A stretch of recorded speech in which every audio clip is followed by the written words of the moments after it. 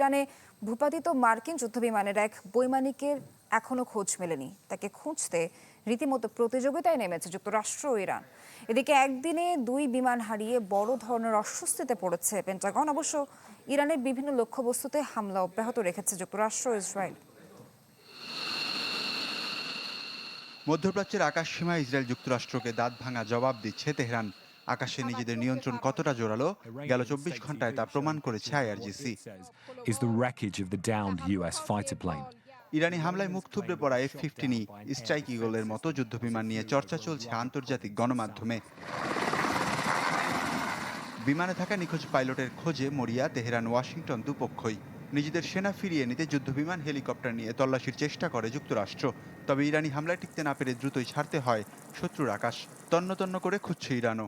সাধারণ জনগণকে আহ্বান জানানো হয়েছে মার্কিন বৈমানিককে খুঁজে পেলে পুলিশের হাতে তুলে দেওয়ার। ঘোষণা করা হয়েছে $৬৬,০০০ পুরস্কারও। শুধু স্ট্রাইক ইগলই নয়, এর আগে এটেন যুদ্ধবিমান ভূপাতিত করে তেহরান। এছাড়াও খোমনে, জানজান, ইস্পাহান, বুশেহরে বেশ কয়েকটি MQ-9 ও হারমিস ড্রোন ধ্বংস করেছে আইআরজিসি। তবে যুক্তরাষ্ট্রের হামলায় ক্ষতিগ্রস্ত হয়েছে দক্ষিণ ইরানের 2টি পেট্রোকেমিক্যাল প্ল্যান্ট। বুশেহর পারমাণবিক কেন্দ্রেও হয় হামলা, এতে প্রাণ গেছে একজনের। গুরুত্বপূর্ণ স্থাপনায় এমন হামলার কড়া জবাবের হুঁশিয়ারি দিয়েছে তেহরান।